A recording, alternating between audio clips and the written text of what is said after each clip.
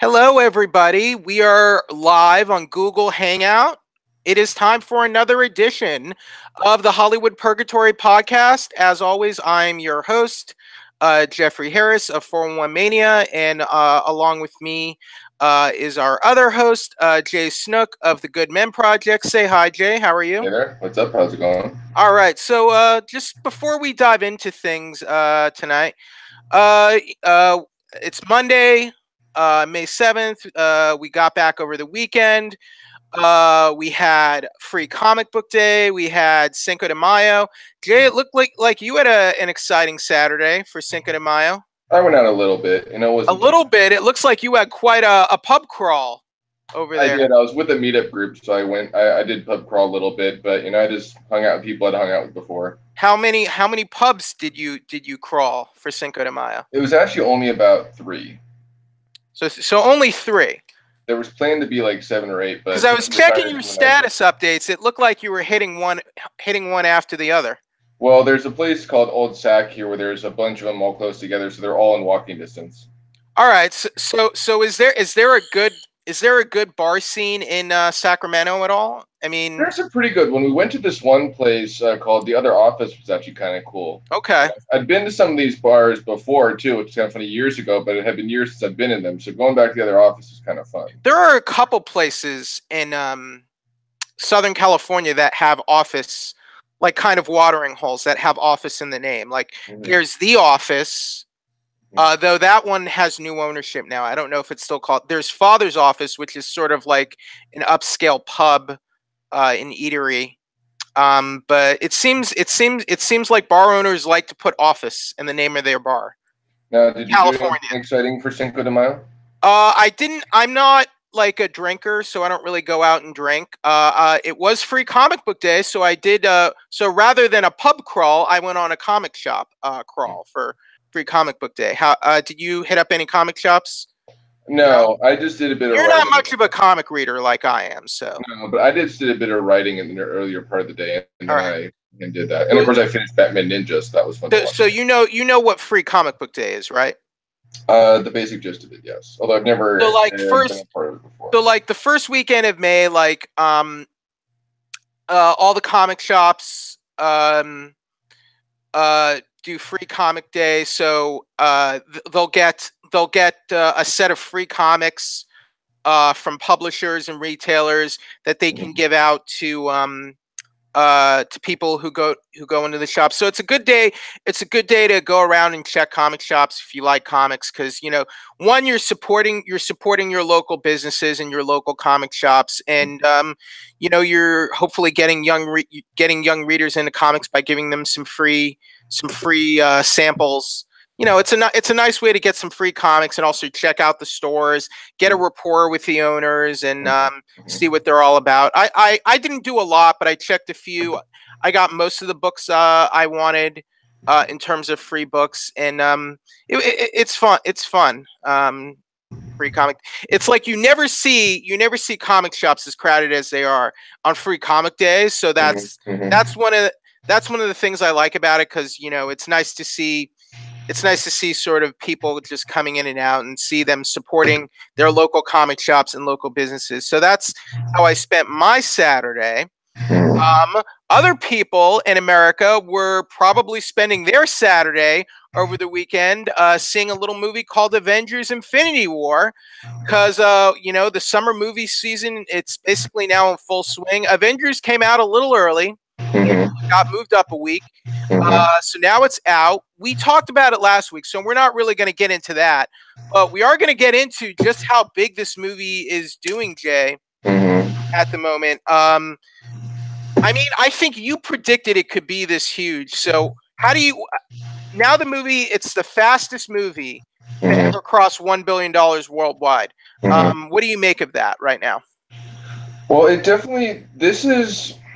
think the reason it's doing so well and this is happening is because this is, I think, the first movie in a while where, and I know I saw people on my Facebook page, friends that I have on there, who admitted they'd never really followed Marvel. They had never really followed like this series much. They hadn't even seen all the movies, and they still loved this movie. So this is, I think, the first Well, Marvel movie in a while where you don't have to have seen the previous Marvel films to understand and like this Marvel movie. So I think that's why it's doing so well. And of course, I've also seen many people on my where I'm friends with on Facebook who have seen this this like is 3, 4, 5, 6 times already. okay. So would you this is not one you miss. Like you might miss other movies in the MCU, but you don't miss this one, correct? Correct, absolutely. Um, and I think that, and also the movie's getting repeat business. So Yeah, like besides I said, one bill, all right. So let's look at the. So in its second weekend, it made $114.7 million. Opening weekend, it did. I want to. Okay, the final result was 257.6. So it already has the largest opening weekend ever. It topped Star Wars: The Force Awakens, which had, I think, I want to say 247 million for opening something weekend. like that sounds about right. Something like that. And so it blew past that opening weekend. It, I think even the high end for box office opening weekend for the movie were like 240. So it blew past all expectations there. Now it's And I want to say it made like 100-something million on its second. first on Thursday though. I mean, like on Thursday it made a lot of money. It made like 100 something 40 mil like on its like first like day. Well, let me see. 106, correct. Still, that's a lot for an opening Yeah, day. for well, the opening that counts Thursday night screenings. That's So still impressive. I mean, it's impressive, but that counts like they count the Thursday evening and midnight screenings. So there's a bit of an overlap there. So it's a bit of a cheat. I do have to admit that I'm a little surprised people are seeing this more than once because I don't know. Like the only time I'll probably watch it again is if I get a review copy because it is such a like brutal film and such a soul crushing ending. I mean, I don't Now, know if that's a good point. Now, I've seen it twice. I saw it once at the press screening, and then I saw it again in the IMAX format because living in Hollywood, you can actually, we have the big IMAX theaters, so you can see the movie in genuine IMAX format, and it was filmed with IMAX cameras, so you can get like the larger aspect ratio in which it was actually filmed with the digital ARRI IMAX cameras. Now, do you guys have IMAX theaters in Sacramento at we all? do. Now, let me ask you this. Yeah. Seeing it the second time, was it as painful and as soul crushing as the first time, or was it not so bad? I mean, the first time was devastating and soul crushing, and we won't get deep into spoilers. It wasn't bad, and I'll tell you why. I'm a longtime comic reader. I've read the comics, and I have an idea of where they're going and what they're probably going to do. So the second time it was different because you knew what was going to probably happen next. Well, I mean, I was not. I mean, I was surprised with how far they took it when I first saw it. I was definitely surprised. I was like, whoa, this is harsh. But I also like, okay, this is like that time in that story without getting into specifics. And you know how they talk about Thanos can do this with a snap. If you can do that with a snap, what else can you do with it? You know? Okay. So I have an idea of where they can go with it and what they're going to do.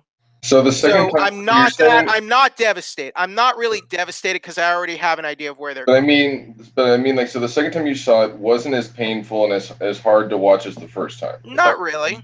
Okay. I mean, I'll tell you, I'm like freaking Peter Quill, Star-Lord. You're an idiot. So you're more pissed off. You're more pissed off at him. Yeah. I like Star-Lord, but I'm like, Star-Lord. This is your fault. This is on you, Star-Lord. Now, were any deaths just as painful or more painful the second time you've seen him, or were none of them as painful? I don't want. I mean, I don't mean getting into spoilers. Just were there any ones like where it was like you were just as shocked the second time as you were the first? You see, we didn't like. I don't want to get deep into that. It was still impactful. Okay. It wasn't as impactful at the first viewing. Okay. When I watch a movie like this the second, I look for things that I maybe didn't notice or miss the first time. Okay. Or things I didn't pick up on The first time. Okay. I guess the first time I wasn't clear on why some of the heroes were going to Titan, and then like there was another detail. Oh, Thanos told such and such to meet him there at some point. But it's just I can nitpick it all day long. But let's see. Anything I really missed?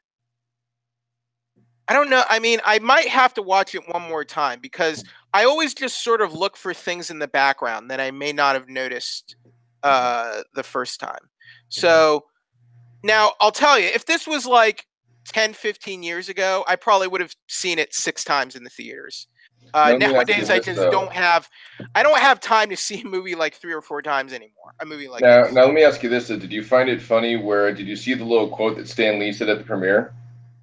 What did Stan Lee say at the premiere? He said, like, "Thank you for seeing me and all my cameos. Oh, and by the way, for watching the movies too."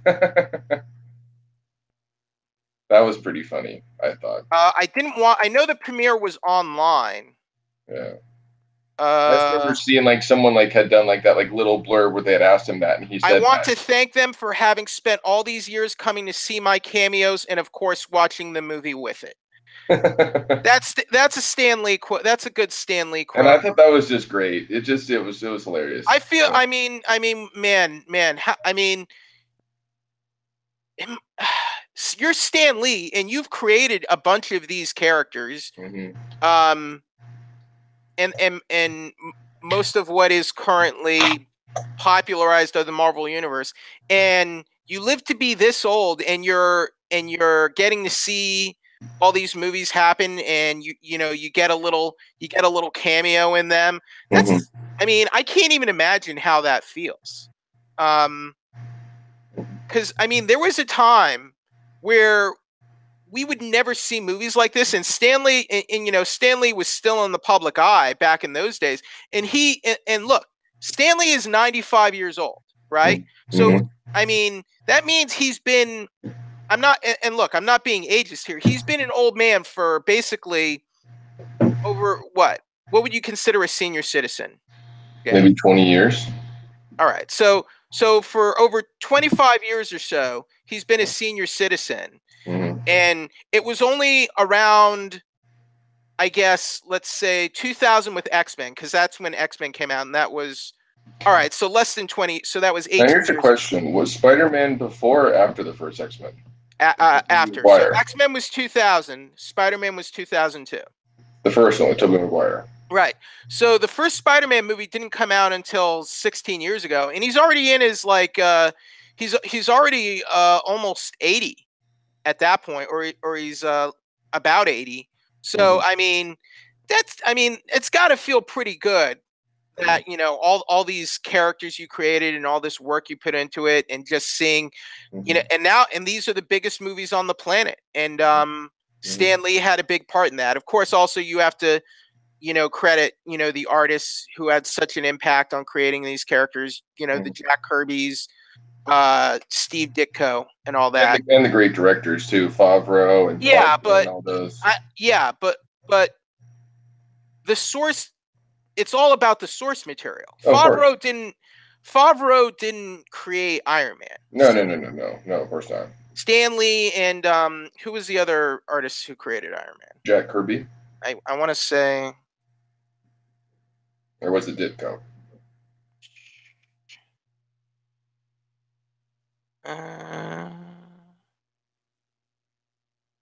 Don Heck. It was Don Heck and Jack Kirby. Okay. But like the first Avengers book, I believe, was, I want to say, Lee and Kirby. Could be.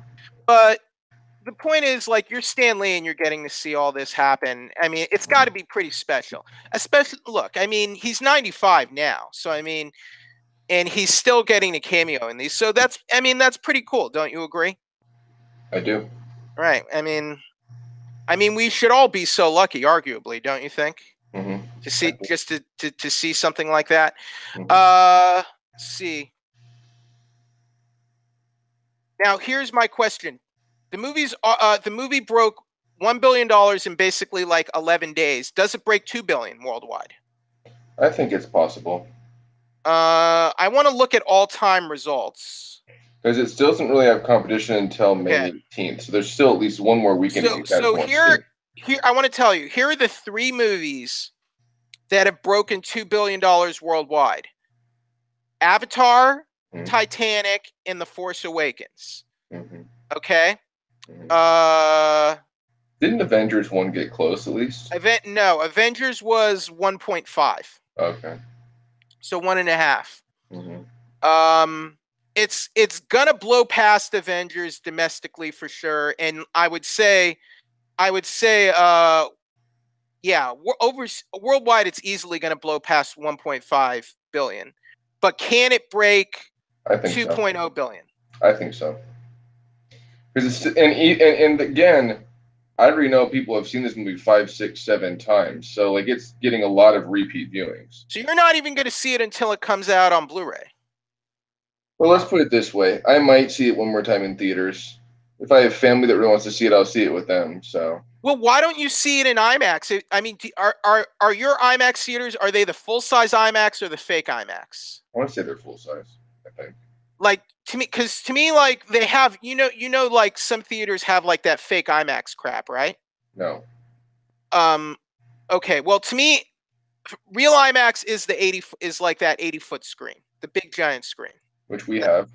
Okay, so if you have that and Infinity War is playing on that, you should see it in that format at least once. I would recommend.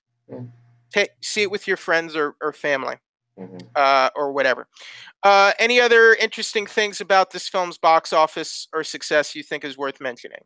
I just think that it's again, I just find it interesting that like it really is one of those rare Marvel films that kind of everybody, it's touching everybody, all ages, all groups, and like I said, people Black are Panther did too, not as big as this though. No, not as big as this. This is like, and it's interesting because, and I'll say it's a good thing is, they didn't disappoint with the 10 years we waited for it. They didn't disappoint at all, right? I think they did really, capitalize on the whole 10-year anniversary thing.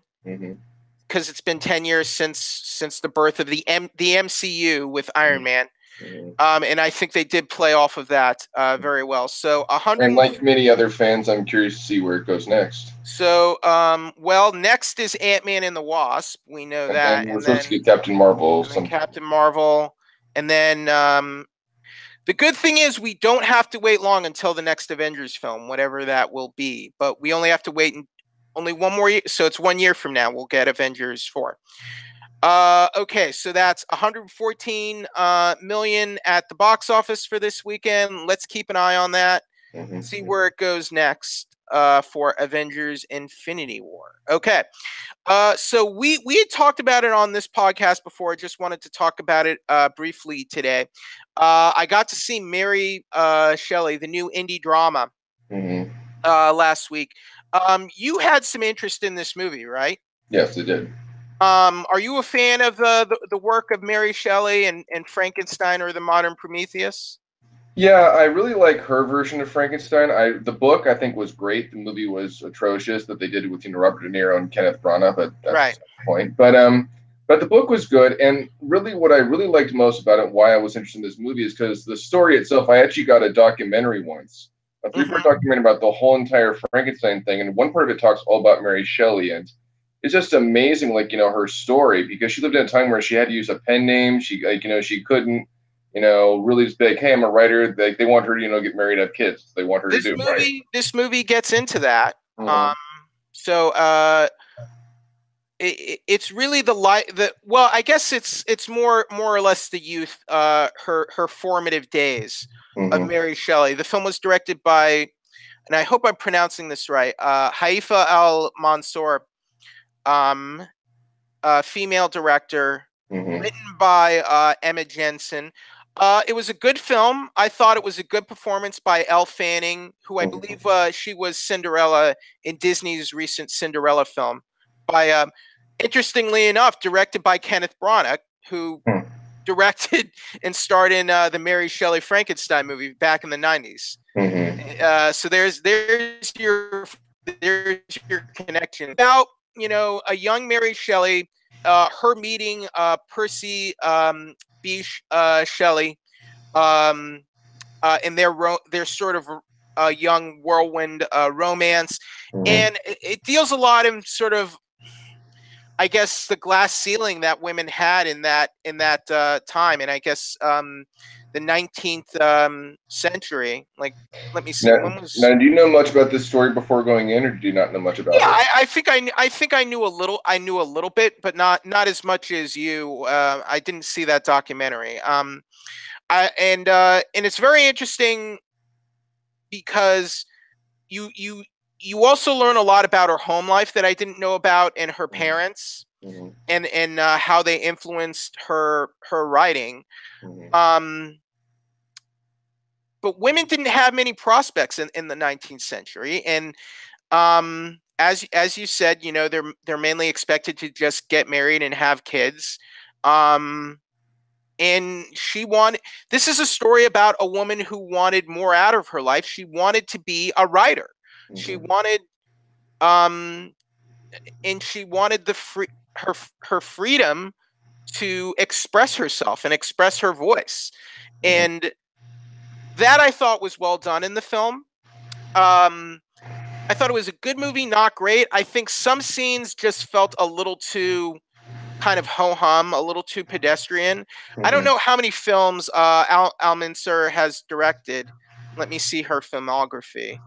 I think she's directed a few other, and I think this is her first English. I want to say it's her first English language film, basically. So it did look like inexperienced. I mean, it was well shot, but I felt some scenes just could have come across a little bigger and a little more interesting. I just felt some scenes were just played a little too low key. Who else was in it? Douglas Booth is the young actor who plays Percy Shelley, the romantic, and of course, has the love interest with she's not Mary Shelley at the time. That wasn't her maiden name. Her maiden name was Godwin. And there's you learn a lot of interesting things about her mother and her father, and how they were sort of black sheep types at the time, because they their own courtship was sort of far away from what was acceptable in the times, and I guess that kind of Victorian England setting. But an interesting movie, good cast. I think Haifa Al-Mansour is an interesting director. It wouldn't surprise me if she gets off of this, if she gets a big project coming off of this. So what would you give this one out of 10? I would give it, if I'm being perfectly honest, a 7.5 out of 10. That's actually pretty good. Like, I like the movie. Didn't love it. Some good performances, but like nothing blew me away. Okay. And I think like it did things well, but it didn't, and that's fine. Like, I don't need, like, not every movie needs to be like a great movie. And it's a good little period piece. It's a good little, besides offering a great look at what Mary Shelley was up against in the early years of her life, you get a nice little snapshot of what it was like for women at that time, when they didn't, there weren't a lot of prospects for women at the time. So that was interesting. And Jay, if you have an art house theater, or if you're able, I would recommend you see it at least once, or I'm sure it'll be out on video on demand or Blu-ray soon. So I think, based on your interest previously, I think you will like. Oh, Macy Williams from Game of Thrones is in it as well, but she only has a very small supporting role. I was a little let down by that. Yeah. But yeah, she is also in the film. Her father is played by Stephen Delane. All right. So moving on, let's get into the trailer news this week. So first up, and I actually, even though it does look bad, I do want to talk about anyway that new Robin Hood, even though it looks bad. All right. So what do we want to do first, Robin Hood or Luke Cage? Let's do Robin Hood first. All right. So we got this new freaking Robin Hood movie, which you apparently think looks good. Why do you think it looks good? No, I don't think it looks good. Here's the thing about this trailer. It starts Okay. off good. Like the first half, like we don't know who Robin Hood is. You just see like, him going around doing what Robin Hood doesn't look bad. But when we see who he is, and then it gets really bad as it moves along, is the truth. And it's a bummer because you know what? This movie does have a good cast, and it's been, I think, a long time since we've had a run. It's been a while since we've had a Robin Hood movie anyway, right? It's been like 10 years at least, right? And I think the last I time it think was the Russell last one Crowe, was wasn't the it? Russell Crowe, Ridley Scott. That was 2010. So it's not a bad idea to do another one, but I think my problem with this trailer and probably with this movie is the same one you have, is they're trying to make it this big time action film like they did with what was it called? King Arthur. Like there was a King Arthur movie. What was Legend it of the called? Sword. That was last year. Yes, so it looks a lot like that. Like they're trying to make it very, very big actiony, They're and trying to make it like Avengers, basically. it just it's a movie that, like, I kind of You want to know wish was. what? Do you, Jay? The concept for this movie. This was pitched as the start of a multi-part shared universe Robin Hood movie franchise. That was the pitch. And you want to know what else? The King Arthur movie that came out last year, that started the same way. The same way. What really bugs me about this trailer, sadly, is I want the movie to be good, but I have a very big feeling it's not going to be, because it reminds me a lot of great. Why is Jamie Foxx in this movie? I don't know. That's a good question. Why is Jamie Foxx Little John? Is he Little John? Yeah. I don't know.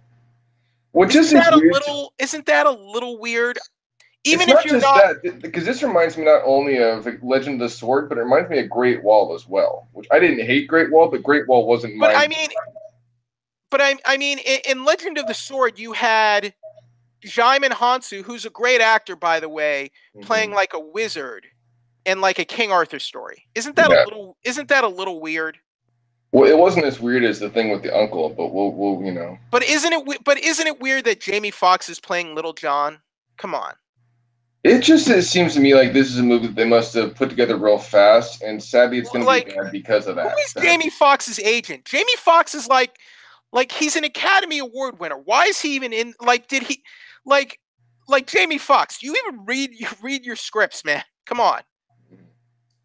Really, in a nutshell, this is a movie where I wish was going to be good, but I highly doubt it's going to be. All right, so who besides Taron Egerton, he's playing Robin Hood. It looks like he's basically they're playing it off like Robin Hood is his secret identity, and he's like a masked vigilante, and at the same time it looks like he's playing as sort of like an aide to like the evil Prince John or whoever it is in this. Who's the bad guy? Oh, Ben Mendelsohn from Ready Player One. He's the bad.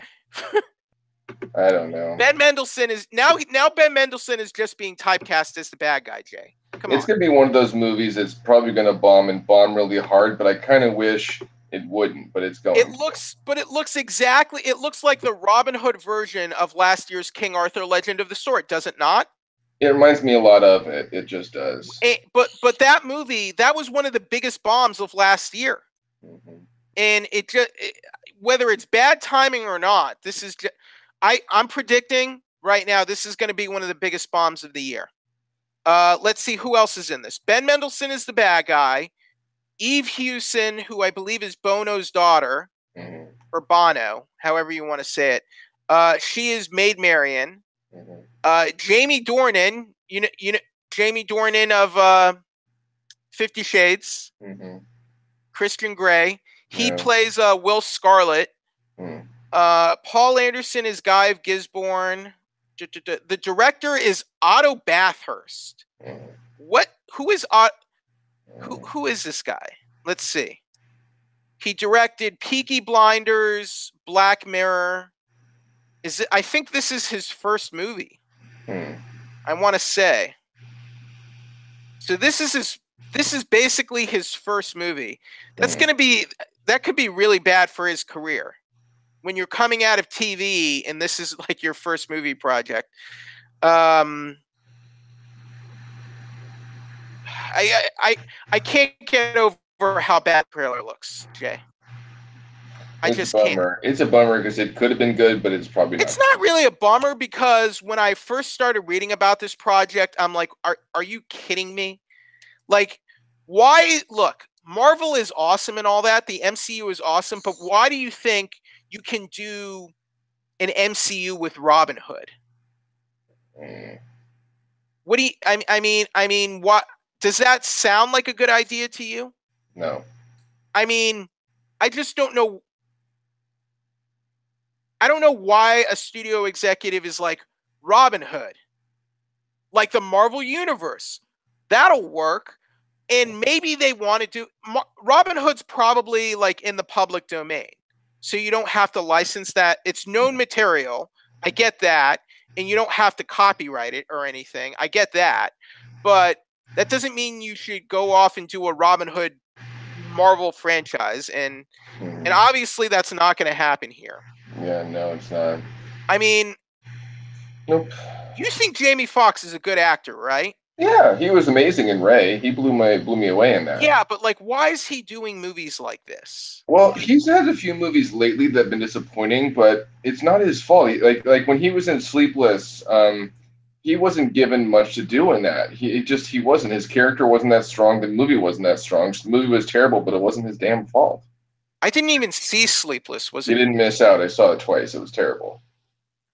But the point is like, he was in Baby Driver. Baby Driver was good. Yeah, he was good in but that. He wasn't the lead guy. He wasn't even the lead guy. But I'm like, I don't get like Jamie Foxx is like he's a Best Actor winner. Why is he playing Little John in a Robin Hood movie? He probably signed a contract without reading it. I mean,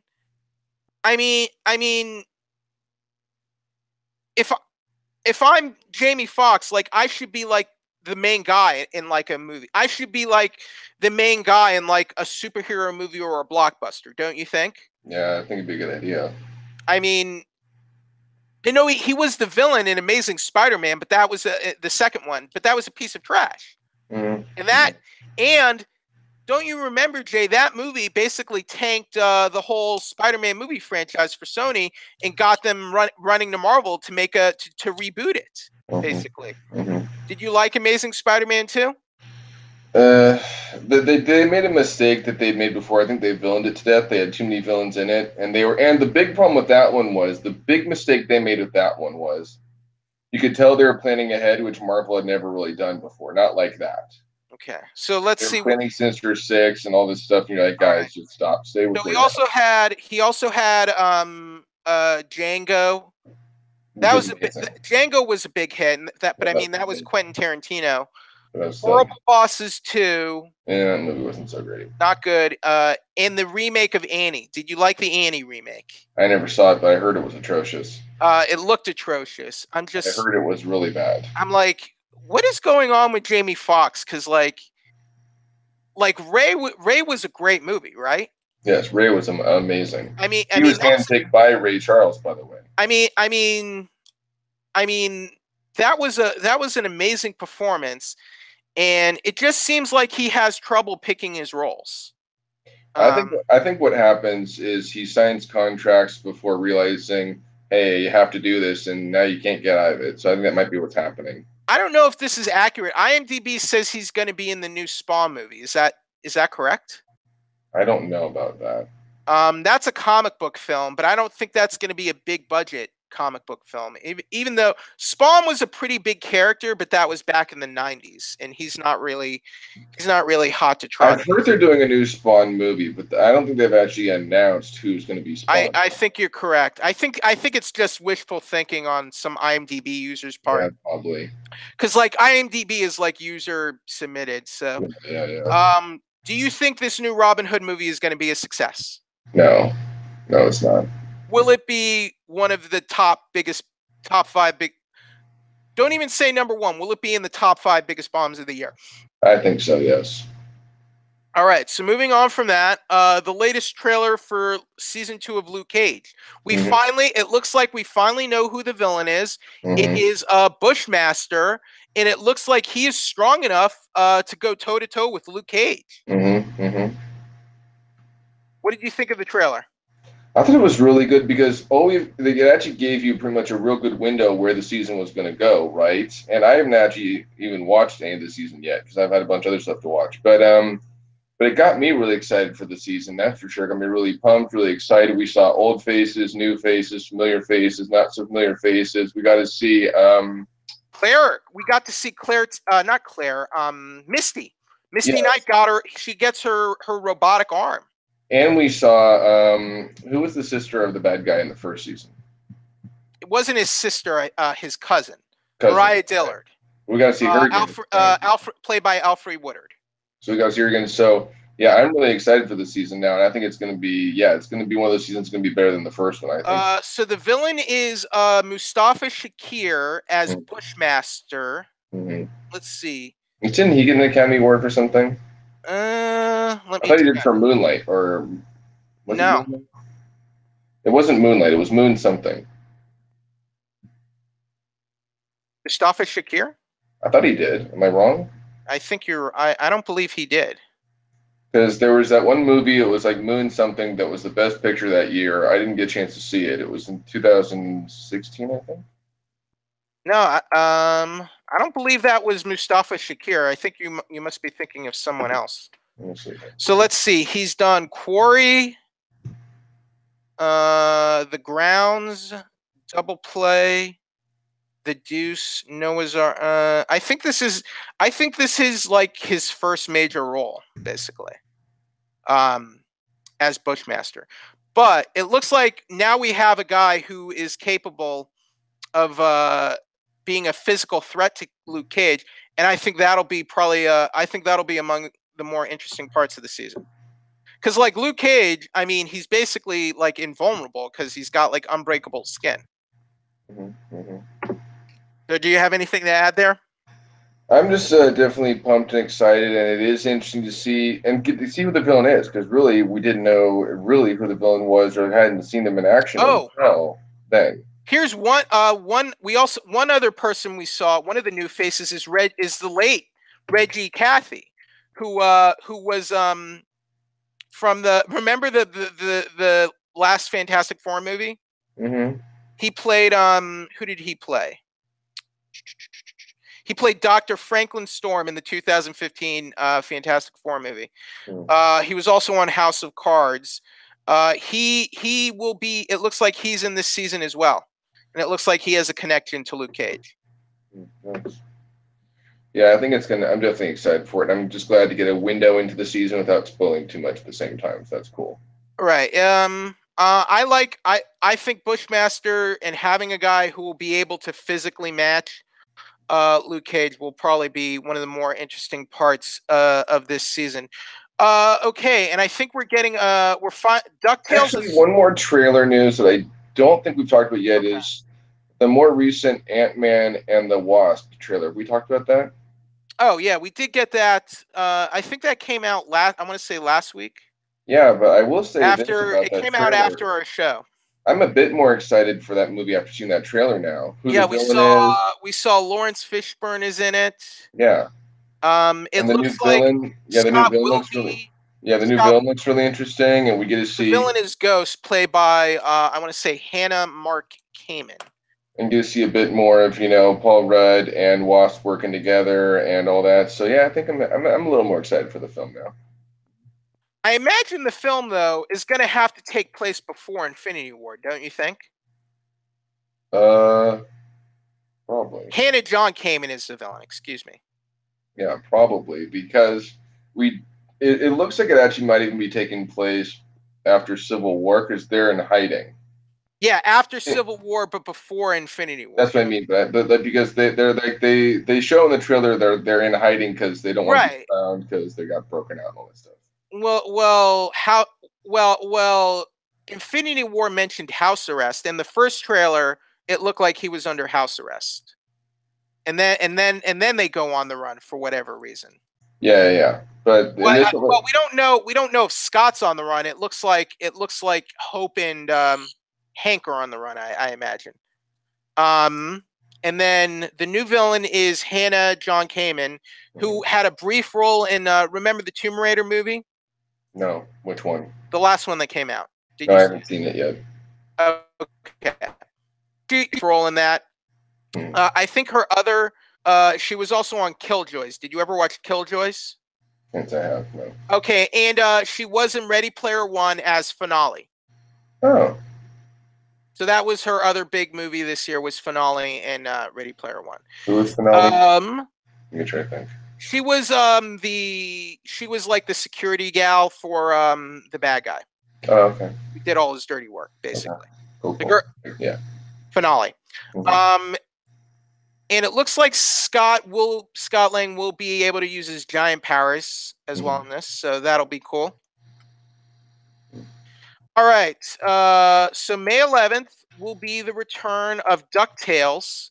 So we're finally getting another episode of DuckTales, and that'll be this Friday. And this was already announced, but we know that this Friday will feature the debut of the new version of Gizmo Duck. In this show, he's called, I want to say, okay, here we go. He's Fenton Crackshell Cabrera. In the original, he was just Fenton Crackshell. Now he's Fenton Crackshell Cabrera, played by Lin-Manuel Miranda. Got some exciting casting there for DuckTales. I feel the wait has been kind of long for new episodes, but they're finally coming back. We did get a new episode on Friday, actually. That was the first one, and then we're getting this one. When was? Oh, right. Yeah. But Friday's the debut of Gizmo Duck, and yes, it is. Miranda is Gizmo. And there's a promo for it, which I watched. It's only 30 seconds, but it does look pretty interesting. And Gizmo Duck looks pretty dang amazing. Definitely made him a lot bigger than he was before, and looks like he has more gadgets and doodads. That's really cool. Do you like that the show moved to Disney Channel? I think it's an interesting move. I won't say it's a bad move, but it's definitely still a little odd to me because I kind of got used to it being on Disney XD. Well, at least Star Wars Resistance will still be on Disney. I mean, that's true. Are they giving up on Disney XD or what? Like, what's going on there? I don't know. It's kind of weird because, like I said, there's a few shows that have made the leap to Disney Channel now. It's not just Big Hero 6 too, right? Yeah. So who knows? What do you think? What do you think the reasoning is there? Maybe they just have better resources. I will say this: it looks like from what I've seen so far, DuckTales being on Disney Channel, it's being run a little bit better than it was on Disney XD. Okay. So maybe they have better resources, or maybe they're just able to. Maybe it's. Well, I guess it's it's the viewership, and then because Disney Channel's in more homes. But then why? True. But then why wouldn't you just put all the big new shows on Disney Channel then? You know. I don't know. You know, if that's the thing, then put Star Wars Resistance on there too. You know, I mean. Yeah, and speaking of DuckTales, I do want to talk about the last episode a little bit. I don't know if you got a chance to watch it. I haven't seen it yet. But the basic gist of this episode is they end up, I want to say, on, it's not Ithaquack, I don't think, but they end up on this island where there's Zeus and Storkules. This was the May 4th episode, so this Correct. One, yeah. And basically what happens is, you know, I guess like Zeus is a really popular spot. And, Zeus and Storkules. Yeah, it used to be a really popular spot, and Scrooge bested him enough where it's not a popular spot anymore. So Zeus is really mad at Scrooge. He doesn't like him at all. And Storkules and Donald are like supposedly best friends. And in the meantime, Webby and God, I don't remember which one. Is it Webby's friend or is it one of the boys? One of the boys. Okay. The one in blue. I can't remember his name.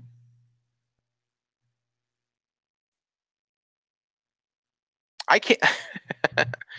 I want to say Louis wears green. So is Dewey the one that wears blue? So Louis is green. Okay. Dewey Duck is blue. There you go. Okay, so the two of them are there. Huey and Huey is red. Because they had on a previous episode, they had. I just always remember. To me, they're just one character. Huey, Dewey, and Louie. So what happened in a previous episode was they found out there was this spear of Selene that Huey, Dewey, and Louie's mom took from Uncle Scrooge. So they go here to find answers of, you know, what happened to their mom and what's going on. And it's interesting because it looks like what they're really planning on doing in future episodes is trying to solve the mystery. What happened to? I believe it's Della. Right. What's her name? Della, Donald's sister. And it's really interesting that because was set up. That was set up in the first episode, really. But it's really interesting because, and what surprises me with this show is, to my knowledge, they've never ever delved on this in any Disney thing ever. I think the only time she's ever even mentioned was the first cartoon where we saw Huey, Dewey, and Louie, but that was it. She just mentioned. We never saw her, knew anything about her, nothing. So I like on this show they're delving into that, and it looks like on this. Well, I want if we're gonna find out about her mother, I want to know who the father is then. And maybe we will season 2. But with this episode, looks like what we found out in a nutshell was that, Scrooge and Della and Donald used to love adventuring. Supposedly something happened. Now it doesn't mean Della is dead. It doesn't mean something happened to Della, and Donald probably blames Scrooge for it, I imagine. Or himself. It looked like he actually might have blamed himself. But regardless, it's cool to learn a bit more about her, and they get this cool little orb that kind of shows her, so they get a cool little thing out of it. Do you know who played Zeus in this episode? Off the top of my head, I don't remember. It was Michael Chiklis. Yeah, that's right. He does. And you know who played Celine? Who played Della? Not also, Della. No. Celine. You're right with Celine. Who played? You want to know who played Celine? I can't remember off the top of my head either. Nia Vardalos. Yeah. You know Nia Vardalos, who did My Big Fat Greek Wedding. Nice. Because Celine was in this episode, right? Yes, and then they also had someone played Storkules too. I can't remember off the top of my head. Chris Diamantopoulos. Oh yeah, he's the one who voices Mickey, I think. No. I mean, on the new cartoons, I mean. No, that's Brett. Brett Owens. No. You're thinking of Mickey and the Roadster Racers. But there's little Disney Mickey Mouse cartoons they do. Those. You mean the shorts? Yes. Yeah, he voices Mickey in those, I believe. All right. Okay, the newer like the raunchier ones, basically. Well, I wouldn't say raunchy in my. They're a little raunchy. Not to me. They're kind. I mean, what about the episode where Goofy ate Mickey and Minnie? That was pretty gross. But anyway, that was gross. But anyways, so this was a pretty cool episode, and I'm definitely intrigued to where the show is going because it's delving into things that really we've never delved into before. So we definitely learned something. This is an episode. Really what has it never delved into before? Well, Della is the big one. Okay, and what else? That's the big one, and we learned a bit about Scrooge's past here, and him and Zeus and Storkules and Donald, and Donald has a bit of a tougher exterior here, which we hadn't really seen on this show before, which is interesting. I think we've seen it before a little bit earlier on. Not like this. Well, give me an example. An example is, first of all, he's with Scrooge for, and she's like, I want to go off this island right now. And Scrooge is like, I agree. They don't even want to do any adventures. Like, we landed, like, Launchpad landed us on here. We want to get the F off of here now. We don't want to be here. Well, he was like that in the pilot. He was like that. But this is like where they're both on the same page for. It's kind of interesting. You mean so Scrooge? You mean? Yeah, Scrooge and Donald are both like, we need to get off of here now. We don't want to be here. We off this island, so like they're both like, yeah, no adventure. Which usually at least like one is like adventure and the other isn't. So it was interesting in that respect. Okay. So one other interesting thing I wanted to mention, Big Hero 6 for the actual series, they will debut it on the Disney Channel, and it looked like the debut movie was on Disney XD, but now it looks like they're putting the actual series on Disney, and I don't understand that. It's weird. It's a little weird, don't you think? Yeah, I don't fully understand it either, but there's some reason for it. A part of me feels like they're kind of maybe phasing Disney XD out. I mean, maybe not so much because they're keeping Star Wars Resistance on there. And they're also going to have, they're still going to have, to my knowledge, Guardians of the Galaxy and Spider-Man on there. So yeah, but those are probably in.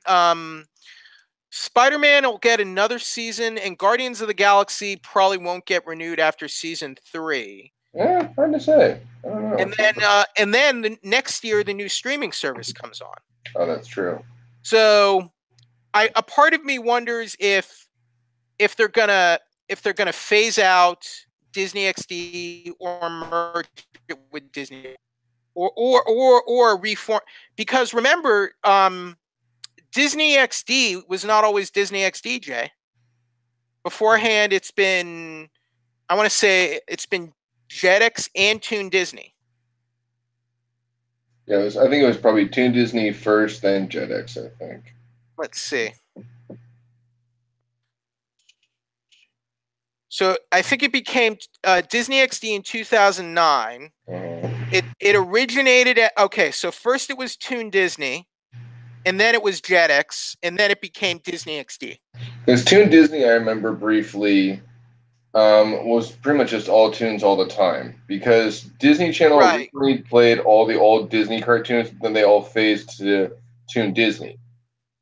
And yeah, but then Disney, but then Disney Channel started doing like those tween coms and everything. Yes, that's like true. Like Miley Cyrus and Hannah Montana and all. And those were all on Jetix, right? No, those were on the main Disney Channel. Those were so then, and then it seemed like they put the old cartoons on Toon Disney. Yeah. And then I think they would put new cartoons on there every once in a while. And then I think Jetix was like Power Rangers and like action adventure, like more younger boy kind of cartoons. You know, it's kind of random, but did you hear what happened with Power Rangers, by the way? Oh yeah, we can talk about. Yeah, let's talk about a little bit, because that's interesting, I think. But that's kind of what's going on with Disney Channel Big Hero 6, and we get another new episode of DuckTales this Friday with Gizmo Duck. Right. Okay, so I want to get this press release for Hasbro. Okay, so Hasbro Media, the Hasbro Toy Group, the toy company Hasbro, they make the Star Wars toys, X-Men and Marvel and Avengers toys. They now own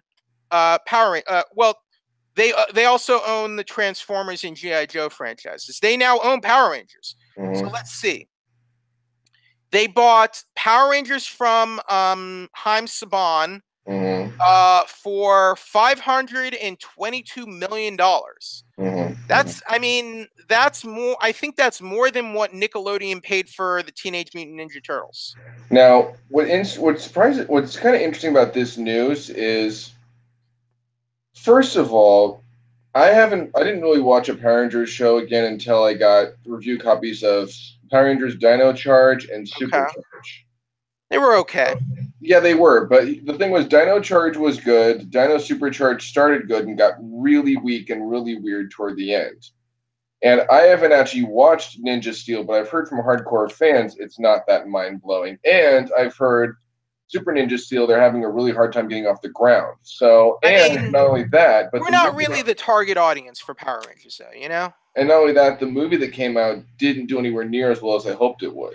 That's a good point. Lionsgate wanted to make like 5 or 6 movies off of that, and I don't even, and they're not even going to make a sequel, basically.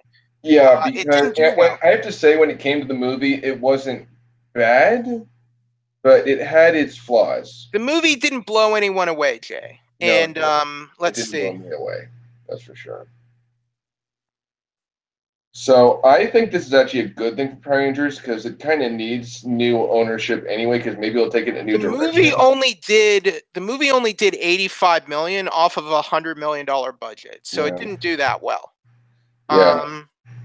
So I think this is a good thing for Power Rangers, because it looks like Power Rangers needs to be in new hands anyway. It looks like Haim Saban cashed out because the movie didn't do well. And he probably wanted to retire too. He's done it, I think, since the beginning. Disney owned the franchise for a while. Do you remember that? I briefly do, but I didn't watch any of the shows. From like in the aughts, which is like I want to say from like 2003, 2004 to about 2009, Disney owned the franchise basically. Because I remember watching when Fox did it. When Fox did like Power Rangers, then they did Zeo, then they did In Space. Right. I watched all those, but I think I stopped Saban still owned the brand back then. Then it went to Disney for like almost a decade, and then Saban bought it back, and then he rebooted it. kind of rebooted it a little bit with Samurai. Mm-hmm. Then he did like Samurai, and then what was after Samurai? I don't know, but I know they've done a lot of weird ones. They did one where they were time travelers. They did one. They did a few where they had like animals. That was a Saban season. And they've had a few where Jason David Frank has come back a few times. Yeah. He came back. He even came back in I want to say Mega. I think that was what it was. Yeah, Mega Force, which I heard wasn't good. They brought, I think, a lot of the originals back for that. Yeah, Mega Force. Yeah, a lot of them did cameos for Mega Force. Mega Force wasn't very good in my opinion. Yeah, I heard it wasn't that good. I haven't watched it. I haven't so then they did Mega Force, and after that they did I believe they did Dino Charge, and then they did and now they're doing Ninja Steel basically. And Dino Charge, the really weirdest thing about Dino Charge, they had like 10 Rangers. I don't think any show has ever done that many before, which is crazy. I think because normally they'll sometimes they'll do 3, or sometimes they'll do 6, 5 or 6. Usually 5 or 6, as I remember seeing. Usually, yeah, but 10 was a lot. And what's really weird too is, if you heard this, supposedly Lord Zed's going to come back in Super Ninja Steel. Supposedly, how? I have no freaking idea. I don't know what Hasbro though. I think what they've done, they're diversifying, because I mean, look, the toy market is not doing well right now. Toys R Us. I mean, you heard about Toys R Us, right? Yeah, but supposedly I heard too that KB Toys is gonna. That's far from official though, Jay. True. Toys R Us, the world's largest toy chain, is gone. It's going under. Stores are shutting down. They're liquidating as we speak. They're still open right now, but that's because they're liquidating their stock, and because they're going out of business. But Hasbro, they're kind of getting into new stuff now. Have you watched Ninja Steel at all? Yeah, I've seen a few episodes. I haven't watched very much of it because I just can't Power Rangers is not something where I can sit down and watch every episode. I can't binge Power Rangers, It's just it's for little kids, and it clearly is for little kids, Okay. It's hard to a show like DuckTales. It's a little more sophisticated, wouldn't you agree? Even though it's DuckTales, it's clearly it's written for a broader audience, I think. Wouldn't you agree? Yeah. Power Rangers is not. Do you think I'm on point there, or am I being unfair? Well, it's the only reason it's a little tough because I do know a lot of fans our age who have watched them all and enjoy them all. So yeah, but most of us probably watched them when we were in school, little kids. I mean the newer ones. So it does have a broader audience than you would think. I don't see much of that, honest with you. The show's I just know a lot of people. The show is nowhere near as popular as it used to be. Well, I agree with that, but that's because, from what I've heard, the last few shows haven't been that mindful. Well, I think it's a good move by Hasbro, because they got first they got the toy license from Bandai. Now they own the whole brand. I think, and like I said, I think it's a good idea for Power Rangers. So I think, new leadership might put in a better direction. Will they do a shared universe with Transformers and Power Rangers now? Transformers, Power Rangers, and G.I. Joe. There you go. Well, didn't they do Power Rangers did with Batman or something? Didn't they? I think. No. I think that was in comics. No, they did Ninja Turtles in the late 90s. But no. But I mean, in the comics recently, I think they did Batman and Power Rangers. I don't believe so. They merged with either them or Ninja Turtles or somebody. Because I know Batman did comics with Ninja Turtles lately. He did do that. No. There was last year they did Justice League Power Rangers, it looks like. Right, so that's what it was. But they did have comics where Batman was with the Ninja Turtles. Yeah, but that's DC Comics and Warner Brothers. Now Hasbro they own G.I. Joe, Transformers, and Power Rangers. You think they'll do some sort of crossover franchise? Maybe in the comics, but I think it'd be a big risk to do one on a bigger medium, because let's face it, Transformers needs a reboot.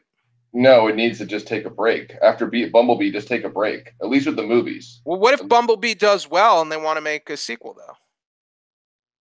A sequel to Bumblebee may not be bad if it does well, but don't do movies of all of them. That'd be a big mistake because What even if X-Men wanted to do they that. all right, take a break after Bumblebee and then start a new franchise where GI Joe, Transformers, and Power Rangers are connected together? How about it? I thought I heard they're doing another new cartoon for Transformers. Am I wrong? I thought I heard that. Probably. I don't know what it is though. I thought it was like Optimus Primes or something like that. It looks like it has a good cast list. I So think there's going to be. I think there's Rescue Academy. I thought there was like a Primes one or something, but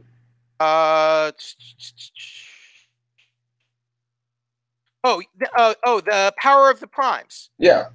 That's a web show. Oh, okay. It's digital. It's not a TV show. It looks like it has a pretty amazing cast, regardless.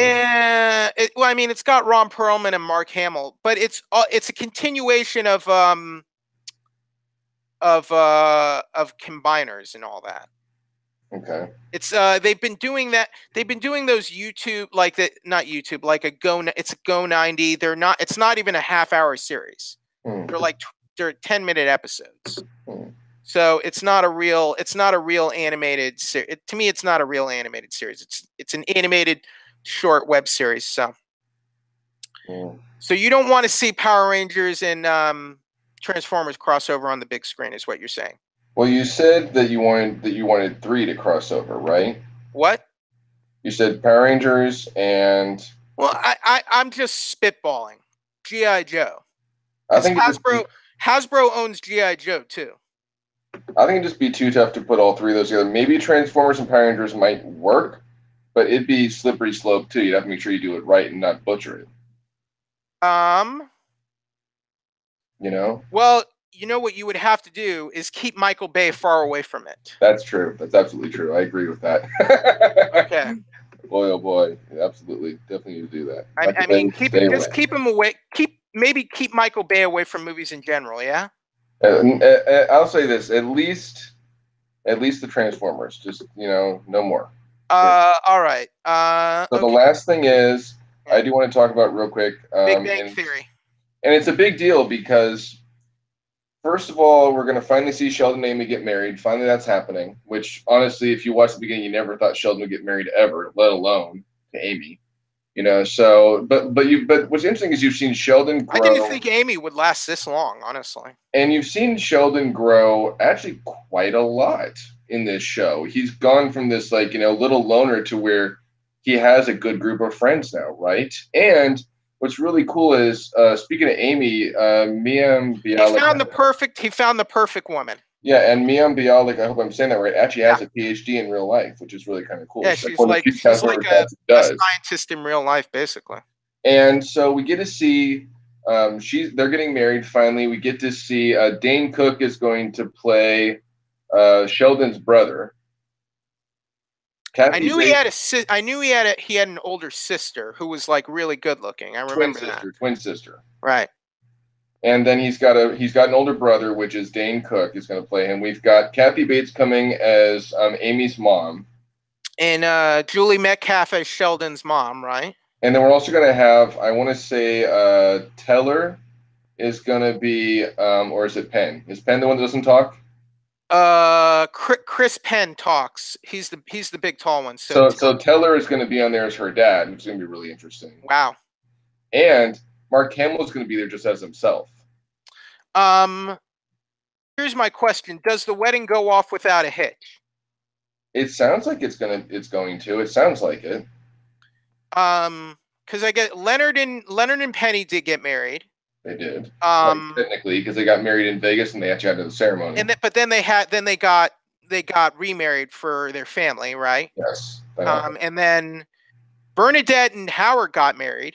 They were the first ones to get married. Right. And they were the first ones to have kids too. What's going on with Raj right now? Is he? Raj actually just found someone who's going to at least be his date, so we'll get to see more of her, which is kind of cool. I always kind of figured though that Raj was going to turn out to be either gay or bisexual. Who knows? There's still another 1-2 seasons for the show easily, so who knows? I mean, don't you think they were kind of hinting at that in the earlier seasons? I just thought he was going to just end up alone in the earlier seasons because he couldn't talk to girls for God's sakes at first, and then He when could he talk. He drank, could talk when he got drunk. and then that didn't go well ever because he made an ass of Raj was the himself. one who was always hooking up with girls in the earlier seasons. A girl here and a girl there. But Yeah, he I had don't know. better luck than Howard at least. At first. No, I mean, Penny was at least nice enough to set Howard up with Bernadette. That's true. And ultimately, I got to be honest though, I don't like Penny a whole lot. Really? I don't know. To me, a lot of times in the whole Penny Leonard thing, like Penny was just treating him terribly. At first, but they definitely have a better relationship now than they did. I guess they do now, but there were times like before they got married, I thought Penny was just a horrible person. Well, they played a lot on this show of where they're from literally different worlds. Him nerd, she not. I mean, they're not. Who cares? I'm just saying they played on that a lot. Here's my like Penny was like a borderline alcohol. She was an alcoholic. That's true. And I just remember that one time where like she got like fired from like this really awful movie, and she got drunk, and she was like, "All right, let's get married." And then like Leonard's like, "Calm down, no, and she basically like chewed him up and spit him out. When he was there for her totally the whole time. He was emotionally there for her, and she just acted like a really terrible person to him. And I mean, I honestly, there were a lot of times I thought, like, Leonard, you can do better, buddy. You know? Well, he tried here and there. Remember, he actually for a while he had the thing with Leslie. Leslie Winkle. Yes. Who played by from Roseanne. Yeah, Sarah Gilbert. Sarah Gilbert. But Leslie was never in love with Leonard. No, but there was a time where she only had a physical attraction for him. There was a time where she was talking about them, like having kids and all that stuff. There was to me, it wasn't serious for her. And then, as I recall, that ended really quickly. And then she even had a fling with Howard briefly for a while. That's true. She did for a while. Yeah. I don't.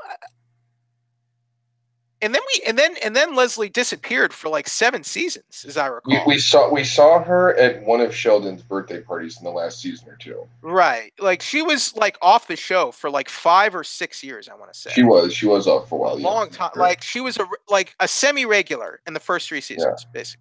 And then, of course, Will Wheaton's going to be there for the finale, which is cool. Will Wheaton has been, I'll say this, Will Wheaton's been one of the best things about, whenever he's on, he's one of the best things on the show. I have to say, though, I liked when LeVar Burton was on, too. LeVar Burton was hilarious every time he was on. He was good on the show. Unfortunately, we didn't get Leonard Nimoy, but we did get his voice. Remember that episode? We also got his son. When was his son on? His son was doing a documentary about his father, and he interviewed Sheldon because he knew Sheldon was. All right, now here's my thing. Can Big Bang Theory continue when after everyone's married and like settled down? Like, why is the show even still on? Because it's so popular and it makes. I mean, do you think the show has a point anymore after Sheldon of all people gets married? I think after Sheldon gets married, maybe it's got one more season left, and I think that's where they should stop. Do you think the show is still good? I still enjoy it, yes. I watch it every week. Here is my thing. Like, I kind of felt like the main conflict of the show was like, here are these nerdy guys. Mm-hmm. They're not, they have relationship issues. Like Sheldon's kind of like asexual and not into relationships or girls. Leonard has trouble, getting a date. Leonard got a girlfriend who he had a crush on since the beginning of the show with Penny. Mm-hmm. They got together. Mm-hmm. They had ups and downs. They got married. They're together. Mm-hmm. Howard, who was kind of like this really kind of oversexed, lewd, skeevy dude. Like Howard settled down. Howard found a girl who loved him and agreed to marry him. And like Howard is no longer like this kind of like terrible. He wasn't a womanizer, but like he fancied himself as a womanizer. You know what I mean? Mm-hmm, mm-hmm. He's not like that anymore. And now he's settled down and he has did he and Bernadette have a kid yet? 2 kids. So now they have kids, and now Raj's whole thing was that he couldn't talk to women without alcohol, right? Mhm. That's all done now. So I feel like What happened with him lately is he finally, because he was still letting his dad pay for everything, he finally said, "Dad, I'm going to start being self-sufficient." So he's dealing with that now, which is interesting. okay, but my point is, those were but Jay, my conceit is those were all the central conflicts of the show when it first, like, from the first season. Those have all been resolved. So like what point does the show even have to be on anymore? Like I said, it's got one more season to see them all start having kids. I think that's it, in my opinion. Have Penny and Leonard have a kid yet? No, they do not. I mean, I think the other issue with Leonard was his parents, and I think he and his parents kind of worked. I mean, like, they worked things out to see Leonard get married. As Well, I we recall, finally saw his dad his when dad was Judd Hirsch. yeah, but we saw him finally when Penny and Leonard actually had the family ceremony. Yeah, I remember that. And then we're actually Leonard's mom and Penny are like really good friends now, which is kind of interesting. Have you watched the Young Sheldon series? I started it, but I can't get into it. I don't really care about it. I mean, I All right. watched the pilot and I was like, it was okay, but I'm sorry. I like this show much more. All right. So I think that'll close us out tonight. So I'm Jeffrey. You can check me out on 411mania.com. Check out my review of Infinity War and my exclusive interview with Gendy Tartakovsky. Go to 411mania.com /movies and just type in my name, Jeffrey Harris, or just check the review section. And Jay, where can people check you out online? They can find me in the Arts and Entertainment section of the Good Men Project. I will actually be writing a review of the new Rocky and Bullwinkle for Amazon Prime, so I'm looking forward to doing that. That's coming out on Friday. And what about Black Panther? And I will be doing a review of that because I got a review copy of Black Panther. And you can also check my review of the Blu-ray of Batman Ninja, which I think was one of the better DC movies I've seen in a while. I saw it at WonderCon. So. Well, I also got a review copy of it, a Blu-ray. Yeah, so I did a Blu-ray review copy of it too. And we're going to be I know that in the next week or two, Deadpool 2 is going to come out. I'm actually seeing it on Thursday. I'm seeing it on Monday. So you're seeing it before me. Yeah, so I'm excited for that. And we should have like a whole show to talk about Deadpool, I think. Deadpool 2? Yeah. Deadpool 2. I think that's going to be doable. And other than that, I think those are the big things coming up in the near future. All right. Yeah, Deadpool 2 and Solo: A Star Wars Story. So we'll be having discussions on both those films. And I say this all the time, but again, we're on YouTube. Follow us, like us, hit that button where you'll get notified when we do new episodes. They're usually right now on Sundays or Mondays. And like, comment, and subscribe. Yeah, tell your family and friends about it. And we also are on Facebook. All the episodes get posted on there as well. Thank you, guys, and have a good week. Have a safe week, and see ya. Adios. Bye.